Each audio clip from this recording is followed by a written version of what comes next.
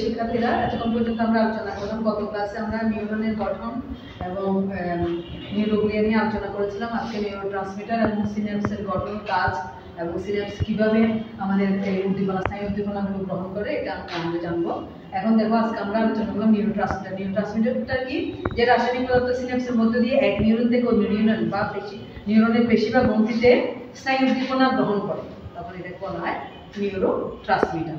এবং নিউরোট্রান্সমিটার হচ্ছে দুই ধরনের, একটা হচ্ছে কেন্দ্রীয় স্নায়ুতন্ত্রের নিউরোট্রান্সমিটার, একটা হচ্ছে প্রান্তীয় স্নায়ুতন্ত্রের নিউরোট্রান্সমিটারের মধ্যে কি কি থাকে?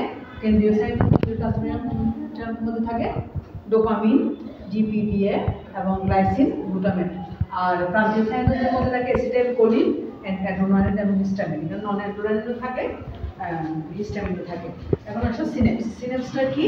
দুইটা স্নায়ুর মধ্যে যখন সূক্ষ্ম ভাগযুক্ত সংযোগস্থলে একটি নিউরনের এক্সনের শেষ প্রান্তে যখন অন্য একটি নিউরন শুরু হয়, মানে যে জায়গায় যুক্ত হয়, একটা নিউরনের সাথে একটা নিউরন যুক্ত থাকে এবং একটার সাথে সংযুক্ত হয়, তখন ওই জায়গাটাকে বলা হয় সিনাপস। মাঝখানের জায়গাটাকে, ভাঁজটাকে বলা হয় সিনাপস। আমরা গতকাল করেছিলাম, একটা নিউরনের গঠন করেছিলাম, ওখানে দেখা গেছে দুটো নিউরন কিন্তু যুক্ত থাকে একটার সাথে একটা। নিউরন এবং নিউরন, দুইটা নিউরন একসাথে যুক্ত হয়ে কি গঠন করে? সিনাপস গঠন করে। এবং যে নিউরনের এক্সন সিনাপস গঠনে অংশ নেয় তাকে প্রিসিন্যাপটিক নিউরন বলা হয়, এবং সিনাপস গঠনকারী অন্য নিউরনটাকে বলা হয় পোস্টন্যাপটিক। আরেকটা নিউরন যেটা থাকে ওটা বলা হয় পোস্টন্যাপটিক নিউরন। এবং এক্সনের এই যে স্থিত অংশটাকে বলা হয় সিন্যাপটিক নব। আমরা গতকাল দেখছি, এটাকে বলা হয় সিন্যাপটিক নব, আমরা চিত্রের মধ্যে দেখেছিলাম। এবার আসলে সিনাপসের কাজ। সিনাপসের কাজ হচ্ছে একটা নিউরন থেকে আরেকটা নিউরনে আমাদের যাবতীয় তথ্য স্থানান্তরিত করা। যে আমরা সচলভাবে যে কাজগুলো করছি, আমাদের নিয়মিত কাজগুলো সুন্দরভাবে করছি, ওইটা করার জন্যই একটা নিউরন থেকে আরেকটা নিউরনে তথ্য স্থানান্তর করে, এই যুক্ত হয়ে মাঝখানে যুক্ত হয়ে সিনাপসটা একটা থেকে একটা তথ্য স্থানান্তর করে এবং স্নায়ুর কোনো নির্দিষ্ট গন্তব্যে পৌঁছে দেওয়া। তুমি এই সময়ে কোন কাজটা করবে, কোন সময়ে কী করবে, নির্দিষ্ট গন্তব্যে জিনিসটা পৌঁছে দেওয়া, তোমার স্নায়ুর মাধ্যমে তুমি জিনিসটা করা। এবার এখন তোমাকে ক্লাসের মধ্যে তুমি বসে আছো, এই যে করছো এটাকে এই যে নির্দিষ্ট গন্তব্যে পৌঁছে দেওয়ার কাজ হচ্ছে সিনাপস। একটা নিউরনের সাথে একটা নিউরন যুক্ত করে বিভিন্ন নিউরনের প্রতি সমন্বিত সাড়া প্রদান করে। বিভিন্ন নিউরন বিভিন্ন জায়গায় আমাদের কাজ করছে। বিভিন্ন নিউরনের মধ্যে যে সমন্বয় করতে না পারলে সমন্বয় করতে না পারলে বলা হয় পাগল হয়ে গেছে। বা এই একটা নিউরনের সাথে একটা নিউরন স্নায়ুর সাথে স্নায়ু সমন্বয় সাধন করা, এটা একটা ব্যাপার। সমন্বয়টা সাধন করে আমাদের সিনাপস। এখন দেখো, নিচু মাত্রায় উদ্দীপনা বাছাই করে বাদ দেয়। নিচু মাত্রায় কোনো উদ্দীপনা যদি ধরো তোমার কোনো একটা কাজ করতে যাচ্ছ, এটা ভালো হবে না। নিচু মাত্রায় কোনো কাজ মানে যে কোনো কিছু তোমার জন্য এদের প্রথমে বাছাই করে ফেলে দেয় এবং বাদ দিয়ে দেয়।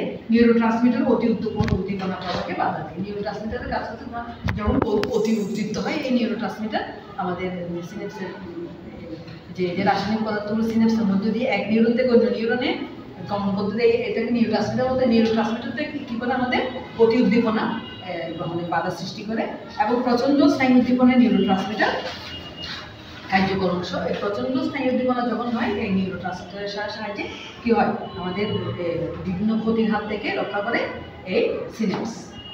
কেমন? এই হচ্ছে আমাদের সিনাপসের গঠন এবং কাজ। এখন আসো আমরা সিনাপসের মাধ্যমে স্নায়ু উদ্দীপনা কীভাবে স্নায়ু উদ্দীপনাটা প্রবাহিত হয়, প্রবাহ চিত্রটা একটু দেখি।